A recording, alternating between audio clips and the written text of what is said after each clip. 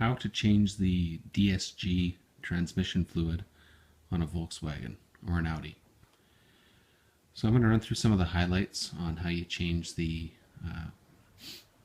DSG automatic transmission fluid and filter on an Audi or a Volkswagen like this one. This is a 2006 VW Jetta.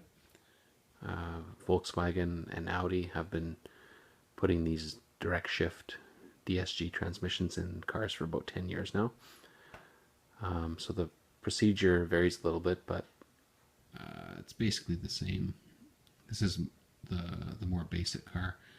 So we'll show you the highlights. I'm not going to go through every little single detail, but there's lots of detailed articles on the internet about how to do this. This is kind of the quick and dirty 101 version of how to do it if you're just looking for a highlight. So again, jack your car up, block it with jack stands or wood blocks or something. Don't ever crawl under a car without something other than a jack holding it up.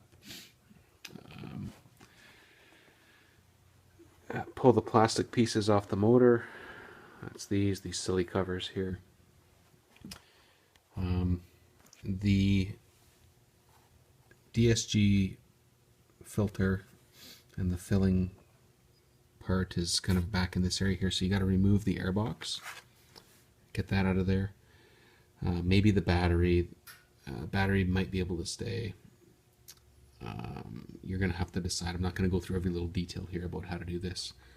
Basically, you gotta make this area open so you can see what you're doing in here. Again, if you need help removing an airbox or a battery case or that kind of thing, you probably shouldn't be servicing a DSG transmission. So I'm going to give the kind of the highlights here. The details are up to you to figure out. But get rid of all this stuff. Get it out of the way. Underneath, again, not going to go through details. You got to remove the skid plate.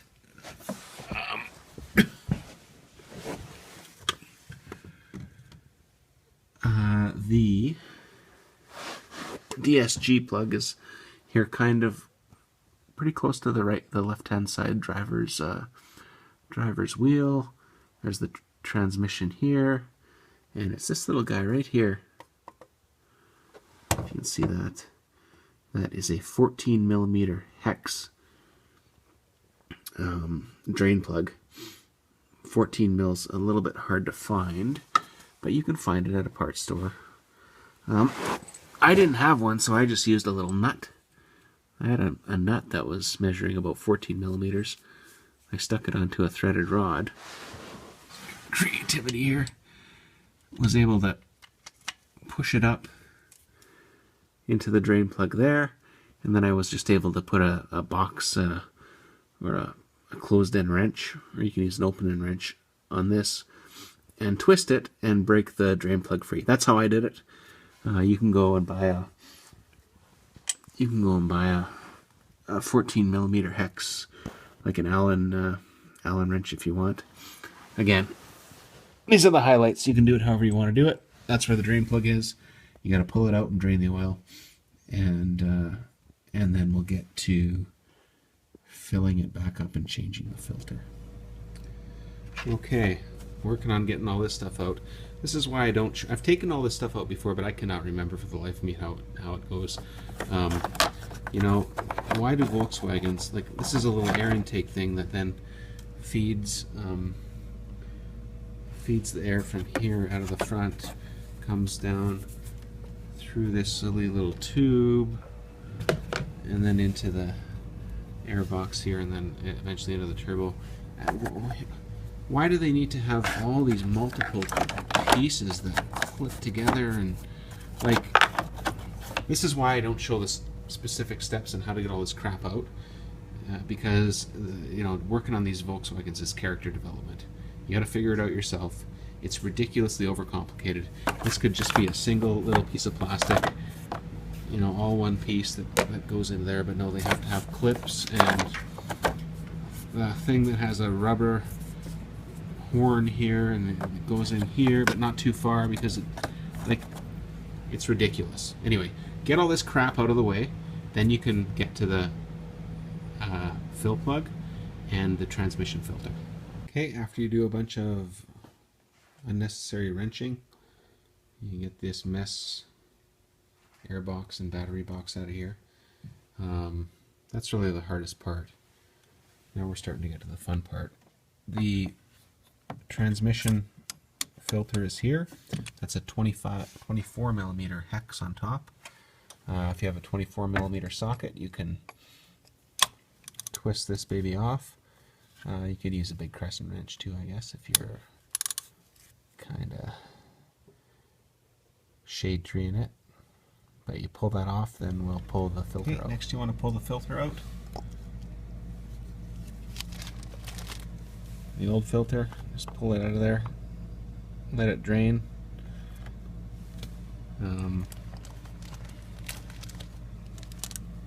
Pop the new filter in, the black kind of flat plastic piece to the top, with the hole in the middle.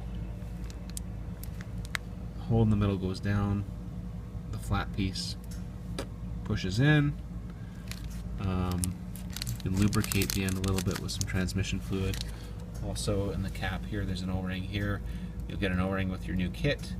Pop the old O-ring off, put the new O-ring on, lubricate it nice with some transmission fluid, and then put your new filter in and torque your cap down. I think it's like 25 foot-pounds or something. It's not very much. It's just basically so it's tight, because the O-ring will do the sealing. So you just have to turn it till it stops and then just snug it up a little bit. Once you've pulled the initial drain plug out, there's also this little plastic piece up in there. It's an 8 millimeter hex head, so it goes right up inside in the drain plug. You see there's threads on it. So once you get the initial drain of fluid out, stick an 8 millimeter hex up there.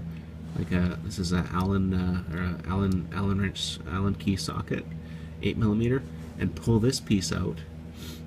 This is kind of the factory standpipe sort of overflow piece, which we're not going to use because we're just draining out the 4.65 liters and putting 4.65 back in. But pull this out, then you get a whole bunch more fluid out, but make sure you pull this out because this is going to keep most of your fluid in your transmission. When you're done this, you put this back in, torque it back up, not too tight, just snug, then put the other little 14 millimeter drain plug back in here, and then we're going to go back up top and start filling.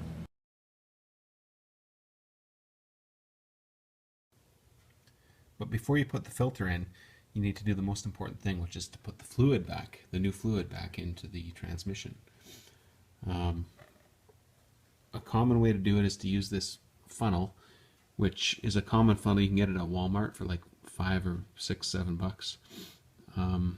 It comes with a fitting here, a little piece of plastic that is just the perfect size to fit down in that little circle hole down there, which is what leads into the transmission where you fill the fluid.